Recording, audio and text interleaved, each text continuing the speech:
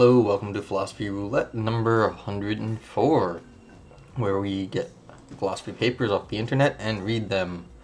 Yeah, if anyone wants to send me anything, I'd love to get a suggestion, but otherwise I just find one randomly off here. So, I've been just trying to get some different journals that I haven't looked at. Because I mean, there's so many good journals, but there's a huge number of journals just that are related or well, good but just not a sort of like, I just don't know. There's just so many. So I mean, I don't know what Grazer Philosophical Studium is. Let's go look at them. Okay. Let's see. We'll get some page count on this one and see what we got. Editor's introduction. Oh, that's the only one. So they don't really do short papers then. Let's try forthcoming, if that has page numbers. No. So sad. Okay. So, but this is why I shouldn't have done that. Wrong button to click. Alright, so let's go look at some other stuff. Let's try... What's Aperon? Aperon? I feel like it's classical. Yeah, it feels classical. Alright, so let's just see what we got. Was Plato an eristic according to Socrates? Alright, let's see what else. That's the only one. And so that is 15 pages. Alright, I'm a little afraid of 15 pages to tell you the truth. It'll be like an hour and 15 minutes. Well, about an hour. But let's just try something else then. Ergo, open access. I look at them, their papers are all long. Why do you have so many long papers, Ergo? You should have like a short paper. Philosophical Quarterly. I don't know if they publish short things either. Oh, okay, so we got some things. These are reviews, no wonder. Review. The possibility of unity. Really? 2 pages. Alright, so this is probably... Alright, let's do this one quick. Because that's crazy, a 2-page paper? I just don't believe it, frankly.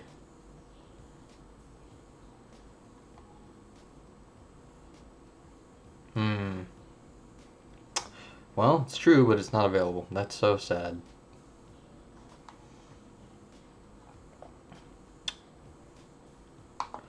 So sad. Okay. Can't read it if it's not available.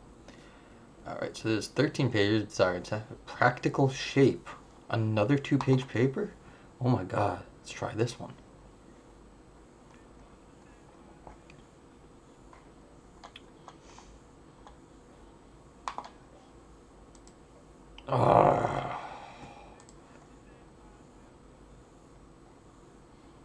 Yeah, once in a blue moon, I'll click on one of these, I'll say open access. I'll be like, yay!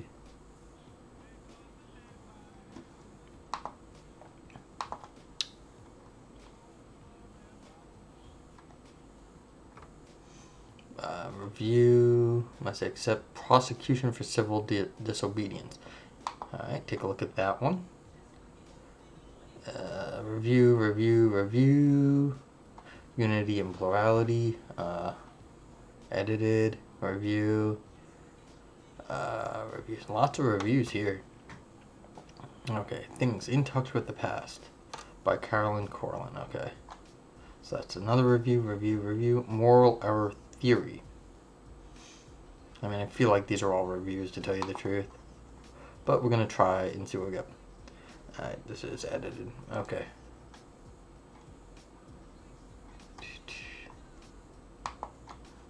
Oh, what am I listening to? It's not what I thought it would be.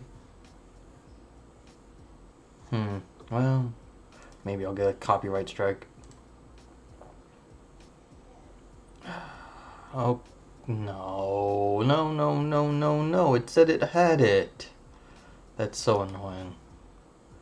Why is that not there? Oh.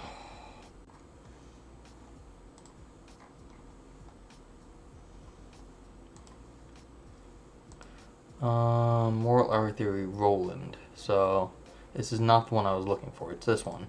HTML OUP. Let's see if this is a OUP. Ooh, this is open access. So let's see if I can do this. Oh, and it's a review. Okay, so sorry, Philosophical Quarterly. It's just not good. Phil Review only publishes long stuff, it looks like. Phil Studies. I'm sure I've done something from Phil Studies before, but we'll take a look. No, nothing. Let's see if Forthcoming has anything shorter. 1 to 19, that's not really that short. 1 to 10, a note on Disgupta's generalism, alright? I take it that's Shamik Disgupta, but I don't know. I don't know too many Disguptas. Does my total evidence support that I'm a Boltzmann Brain? This is 7 pages. Oh, cool. Here we go. Now we do have some shorter ones. This is why I thought I read some. Dynamic, absolute, and qualitative change. Right, let's just see if we've got... I like the idea of Boltzmann Brain at the moment. Hey, that's there. Let's see if this one's here, and then I'll have to fight it up between these two. Okay, that makes it easy. We're doing this one.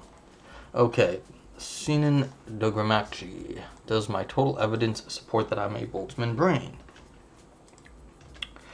If you are good enough to join me live, and I hope you do, you can grab the link through the chat by typing !paper. Hello, Bobicus. How are you? You can just grab the link right there, Bobicus, but if you come late, you can grab the, you type !paper in the chat, and the link will pop back up for you.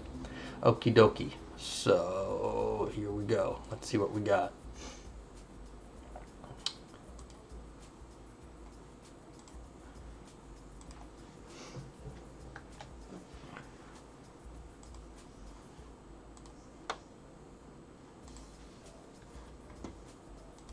Alright, and we're off.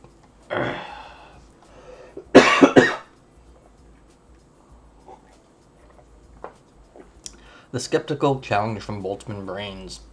Yeah, just ask me any questions if you want. This is my first time reading this stuff too, so no guarantee that I know what's going on, but I'll try. It's possible the universe continues forever in duration or in space. If it does, it's also true that at any time and place, even in the dead of space, there's always a slim chance that particles will randomly come together to briefly form a conscious brain, maybe even one having a brief stream of experience that is exactly like my current experience, apparent memories of my past included. If so, then it's a near certainty that the universe's full history will contain zillions of short-lived brains with experiences just like my current experience, brains that pop into existence and quickly die out after having this experience. However confident we might be that the universe will be infinite in this way, then we should be likewise confident that a randomly chosen brain out of all the brains that ever existed would be one of these so-called Boltzmann brains. So just because of the vast size of the universe and the just giving the infinite arrangement of things, there could be a brain just like yours out there somewhere, and it pops in and out of existence very quickly. Okay. Am I one of these brains, a brain that thinks it's a human adult, but in fact exists only for a few seconds in an otherwise empty void of space? This is the Boltzmann Brain skeptic scenario. BS. BBSS, okay, not BS. The skepticism it threatens us with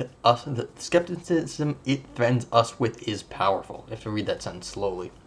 The traditional skeptic argues only from the claim that the skeptical scenarios, the demon, the mad scientist, the matrix, etc. are possibilities. The BBSS is gripping because contemporary science does lead us to think there's a good chance that the universe is infinite in the right way, and that means many actual minds really are in such a skeptical scenario. Only the dreaming skeptical scenario shares this kind of powerful basis in actuality. One common way of trying to rule out the dreaming scenario is to observe that waking experiences include a detectable kind of clarity and coherence that actual dreams usually lack. Really?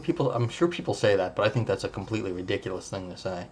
Anyway, to then shift to a dreaming scenario that stipulates perfect clarity and coherence would then be to give up the strongly felt connection to actuality.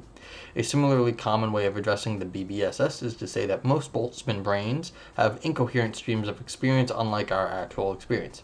But this doesn't reply to the BBSS to the has a problem.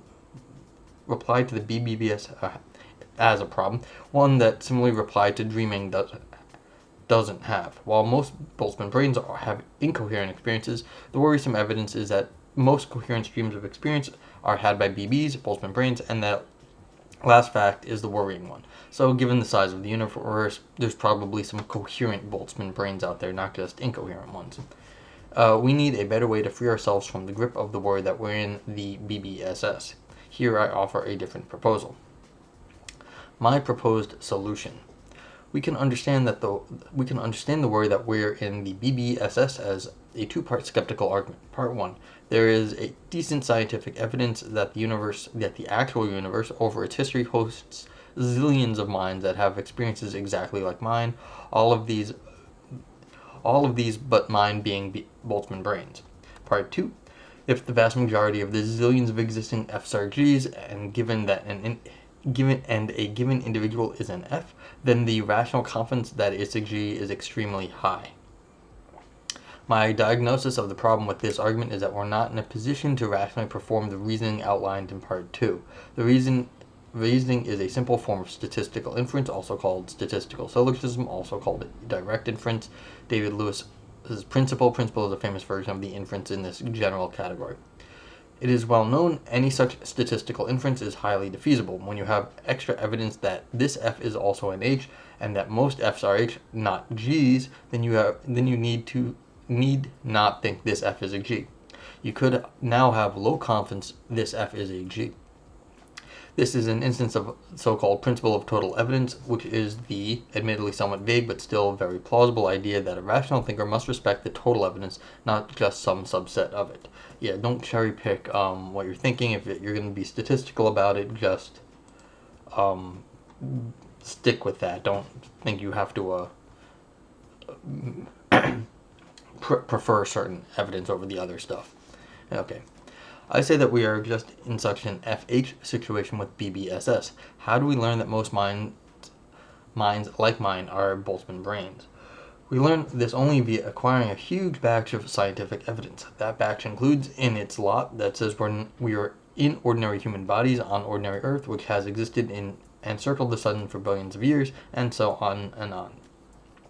We are FH, these are FH scenarios, who see through scientific reasoning that there are going to be lots of Fs in the universe that are Gs. But this is not evidence that we are a G. We are not a G. That is not a Boltzmann brain. That is, on our total evidence, it's not rational to make the statistical inference that we're Boltzmann brains. Okay, so the solution is basically that since science says more than one thing, basically that there could be an infinite number of Boltzmann brains out there, and so statistically we're very similar to them, but we also have tons of scientific evidence that we're on Earth and this is how we are. And so you can't cherry pick the Boltzmann brain science over just the everyday experience that would count as a scientific fact just the same, because that's basically what science is based on, is the everyday science that we do when walking around, or everyday experience. Okay, that is my proposed solution to the skeptical worry that we're Boltzmann brains. My solution here is not meant to address the traditional skeptical worry that is based in the mere possibility that you are a deceived disembodied brain. It remains true that the possibility exists, and epistemologists need to explain why the mere possibility does not lead to skepticism. My response here is aimed at addressing the worry generated by the evidence of many actual minds being deceived disembodied brains. Yeah, so this is the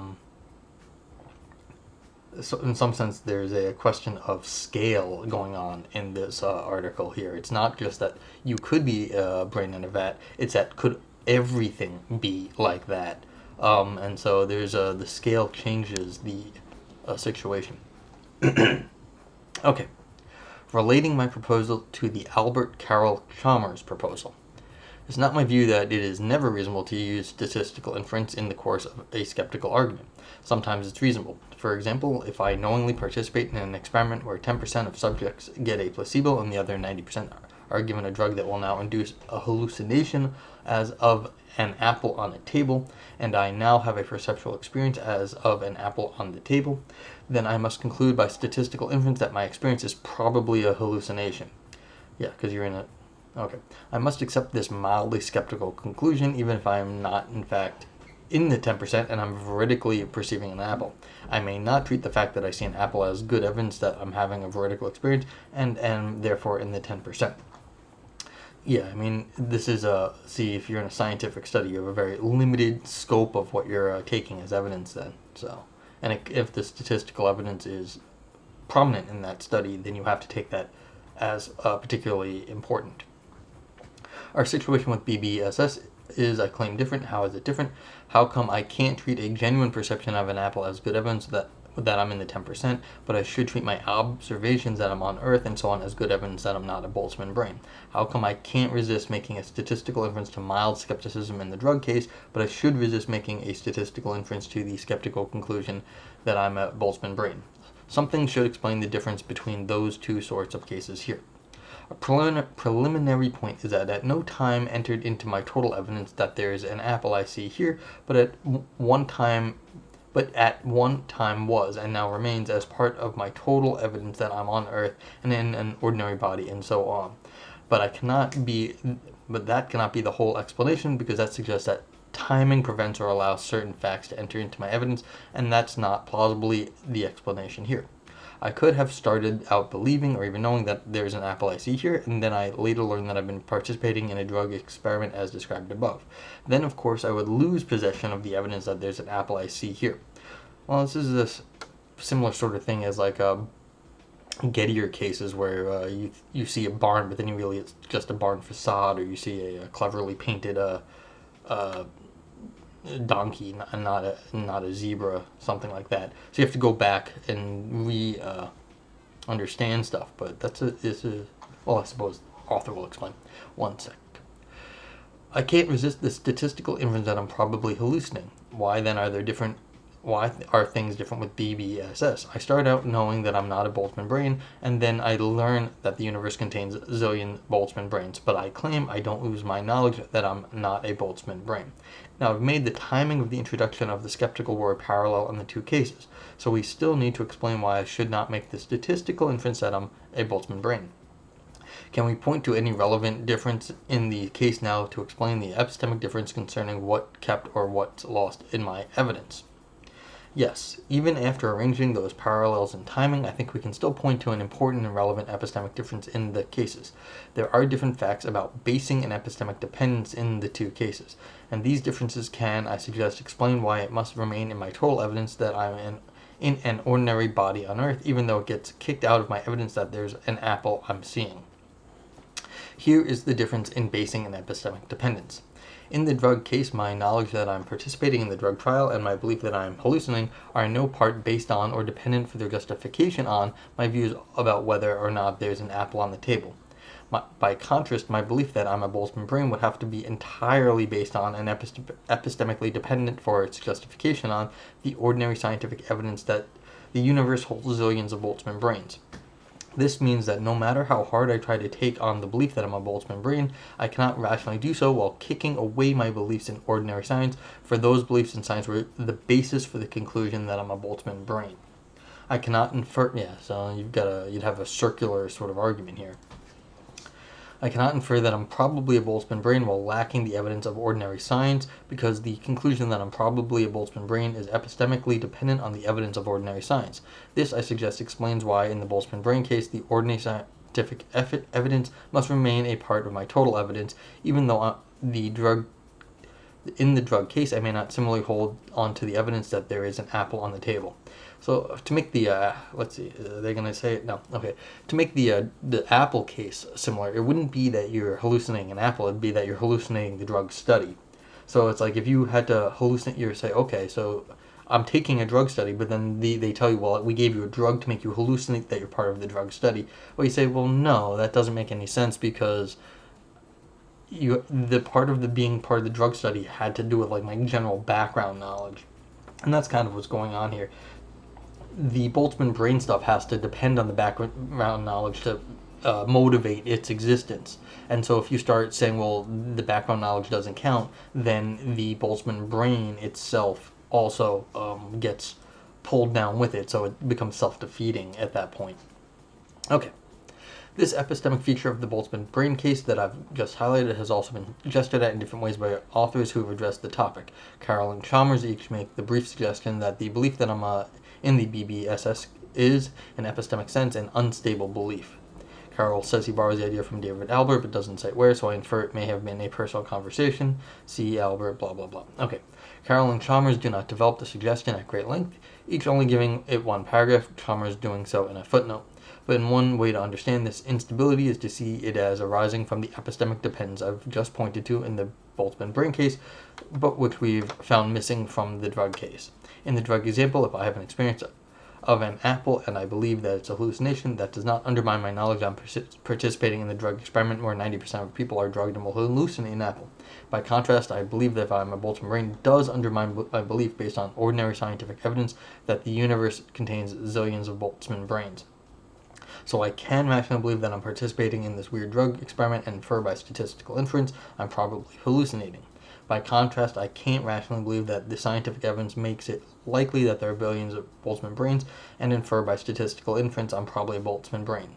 If I infer that I'm a Boltzmann brain, then I shouldn't believe any of that scientific evidence, but I need that evidence as the basis of my inference. The inference would create an epistemically self-undermining or unstable package. No, you know what? I'm not entirely agreeing with this right here. Because, you don't really know what it is to be a Boltzmann brain. Maybe the Boltzmann brains have just the same sort of understanding of the world, that we might. And so they would be just like, okay, so this is how things are for Boltzmann brains. Now, does that sort of undermine the background evidence? Not really. It would just be now Boltzmann brain background evidence. So it wouldn't be the same, it'd be basically like you're living in a brain in Nevada or the Matrix, but it'd just be the Boltzmann brain matrix. And so you'd have to have some sort of different classification. You're not basing it on everyday experience, you're basing it on Boltzmann brain experience, and that's okay because that Boltzmann brain experience is what gives you the background information that you're a Boltzmann brain, but that's okay. You just have to reconsider that all the other information is Boltzmann brainy experience, not real worldy experience. Okay, I agree then with Carroll and Chalmers that belief in the BBSS is, in the sense just explained, unstable. However, I'm not bringing up instability so that I can point to it and say, as Carroll and Chalmers do want to say, that it is the instability of the BBSS that sufficiently explains why it should be rejected. Rather, I'm bringing it up because I want some skeptical explanation for why my total evidence in the drug case kicks out the fact that there's an apple, but my total evidence never kicks out the ordinary scientific evidence, even when I entertain the BBSS. Saying that the BBSS is unstable was not my proposed solution to the skeptical challenge posed by the BBSS. In his critique of Carroll, Cotton rightly says that pointing out its instability is not itself an adequate solution to the skeptical worry posed by the BBSS.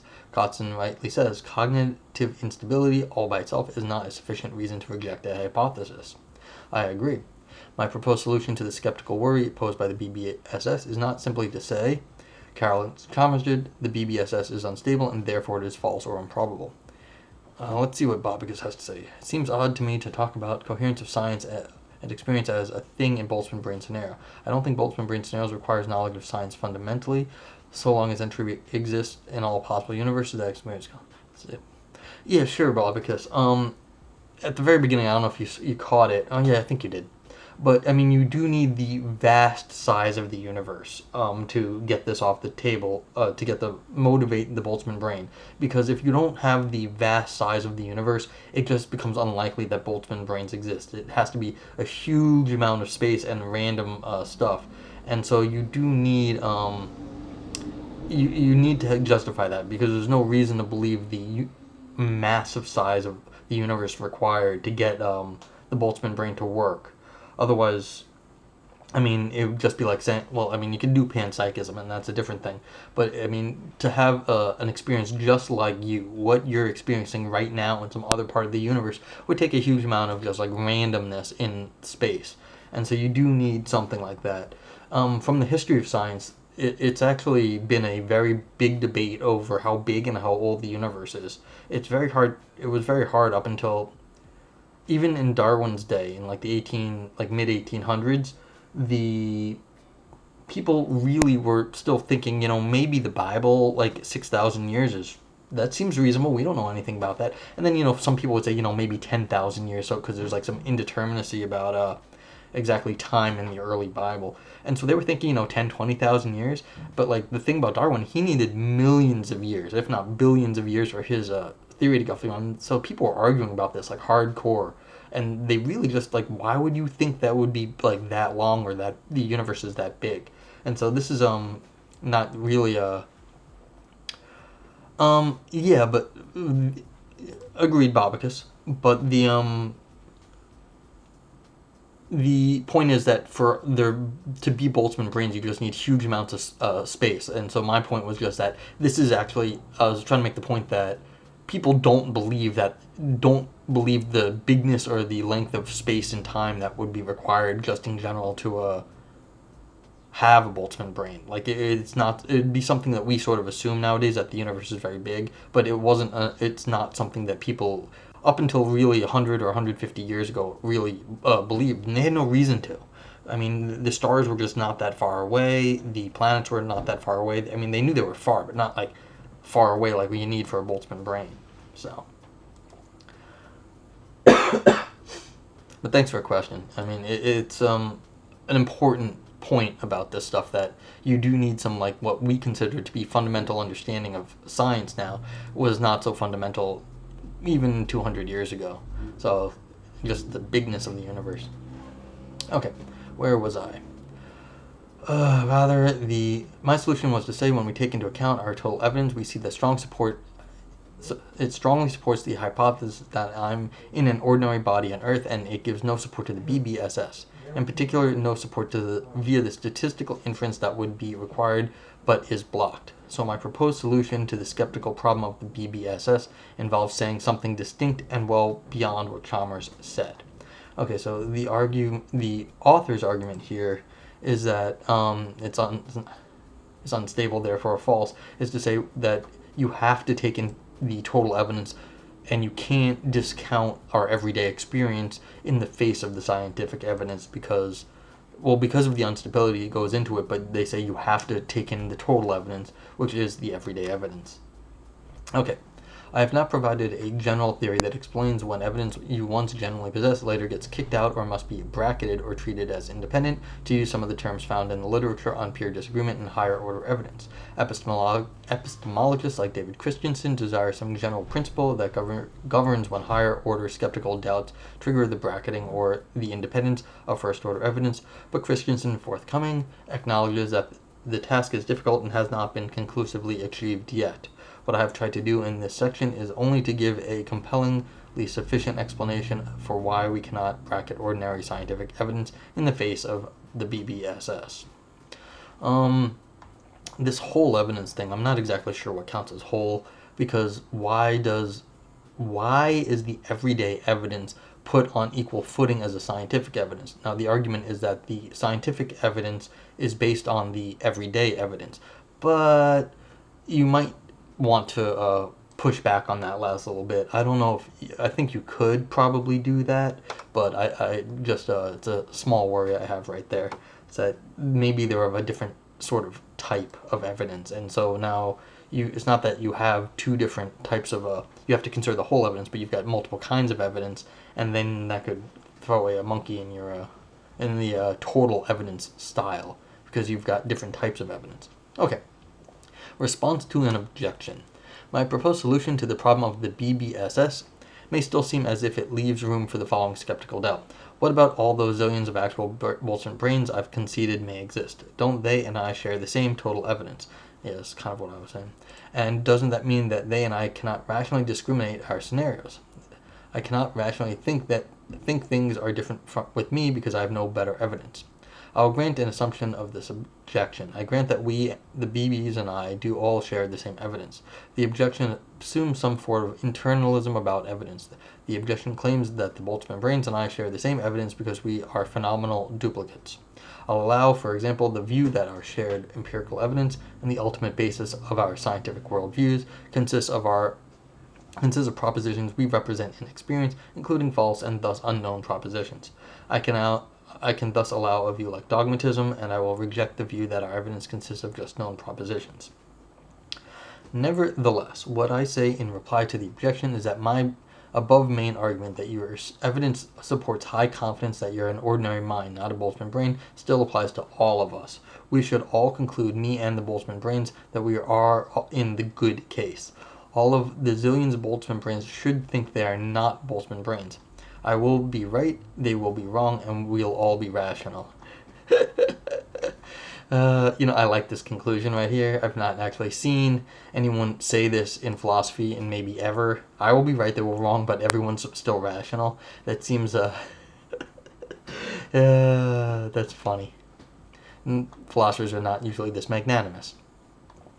What I've just said can still sound unsettling. If I'm recommending all these Boltzmann brains think something false, aren't I suggesting I'm in a scenario where my total evidence is almost always misleading? Isn't that bad? I agree there's something viscerally unsettling about this, something hard to shake. But what causes us to feel unsettled is just our temptation to make another statistical inference that we must resist. We are powerfully tempted to reason as follows. Most people who have just my total evidence have misleading total evidence, therefore I have misleading total evidence. This is the same tempting error all over again, the same inference that this F is a G while forgetting this is also an FH. This rational way to respond to having my total evidence requires doing more than just asking if most people with this as their total evidence are misled. The rational way to respect the evidence requires doing more than that. And the way to respect the evidence we have and that we share with the Boltzmann brains is to respect it as evidence that, among other things, we are on ordinary Earth and ordinary bodies in the universe we share with zillions of Boltzmann brains. Now, see, this is what I was worried about earlier when I was saying your evidence is of a different kind. Like, we have, like, real-world evidence, but they all have Boltzmann brain evidence, but you can't tell the difference between the two. But, see, this comes to me out like bias. You're just biasing because you can see where they say good. They actually said something is good here. Where'd it go? I don't know. Well, they said good somewhere. Because the author's biased to thinking their evidence is the good evidence. And I'm not sure that...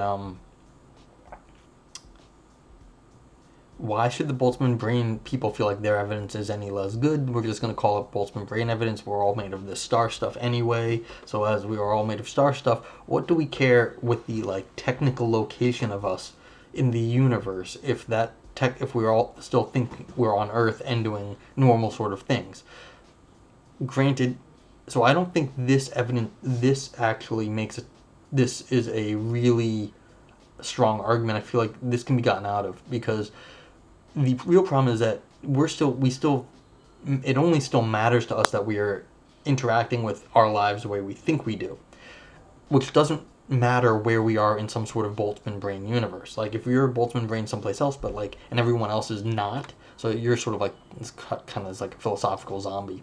But if you're a Boltzmann brain out in the middle of nowhere, and everywhere else on Earth is just as they thought, and you are participating in that Earth and them with you, just as if that would happen, it doesn't matter that you're a Boltzmann brain. And so why should you think that it would matter what you actually care about? I will be right, they'll be wrong about what evidence. No, it doesn't matter if you're right or wrong. The right or wrong doesn't matter here because it doesn't make any difference phenomenologically, as the author said above. Okay. Don't know if that made sense, but I tried to say something. What I said just now is reminiscent of part of Thomas Kelly's critique in the equal weight view about pure disagreement. The equal weight view says that when you you've reasoned to P from evidence E, and your peer has reason to not P, and you know that your peer is right in cases like this about half the time, then bracket E itself from your reasoning and just take into account the higher order evidence that you'd be right about P just about half the time. Kelly objected that the bracketing of E amounts to throwing away some perfectly good evidence, a violation of the principle of total evidence. What I've said is also reminiscent of Sinan Dogramaci's related view that I can maintain beliefs that are based on first order evidence E, while I also possess higher order evidence to the effect that E is misleading. I'm saying something similar, but only similar to such views.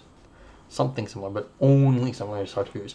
I don't think I'm committed to Kelly and Sinan Dogramaci's position in the debates over pure disagreement or higher order evidence, for I can allow that bracketing E might become rational when I have higher order evidence that my own reasoning with E would be unreliable. The drug case from above is one of those that illustrates this, though I believe Kelly and Sinan Dogramaci want to say the sensible thing about this case too. But I claim that the evidence of Boltzmann Brains is not evidence of the unreliability of my own reasoning with my total evidence.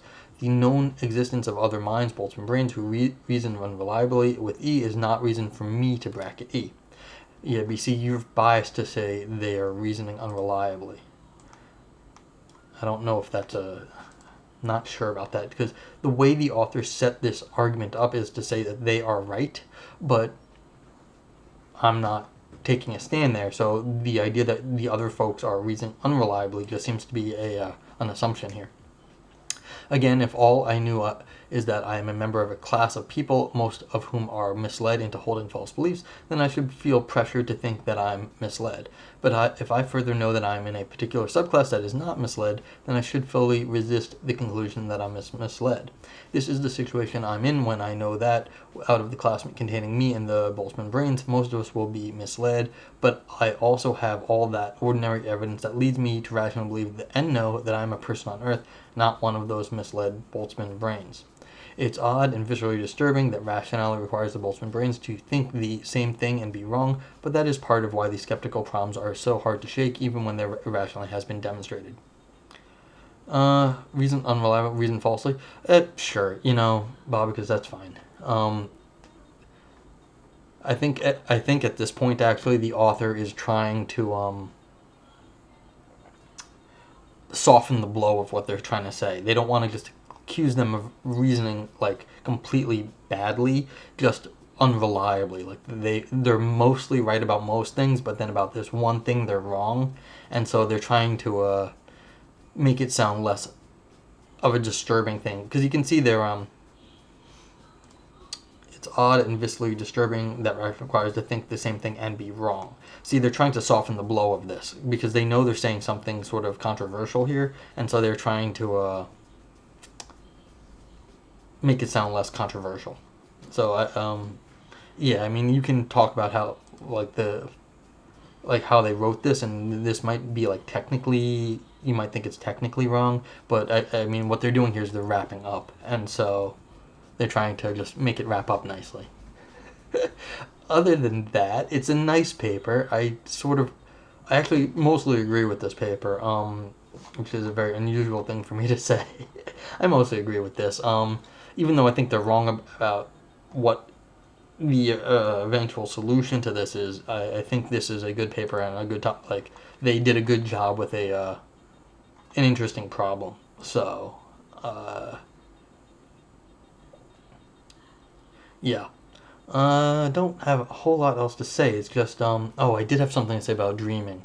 Yeah, there's the other problem with the dreaming scenarios. Like, how do you know you're not dreaming? How do you know you're not a Boltzmann brain? And they said, well, there's some sort of veridicality that you can get between the dream, non-dream state. And that goes to the same sort of problem that the author has here. They're saying, well, my evidence is good evidence. My everyday evidence is good evidence.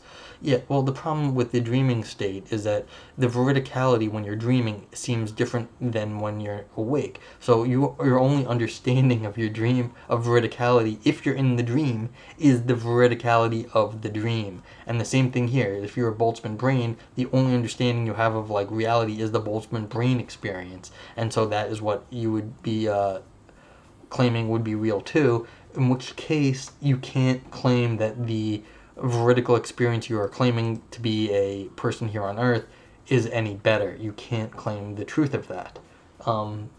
So, that's going to be the smartest thing I said all day. And on that note, if you have any other questions, let me know. Please suggest papers to read, but I quite like this one because this is a little up my alley for once. And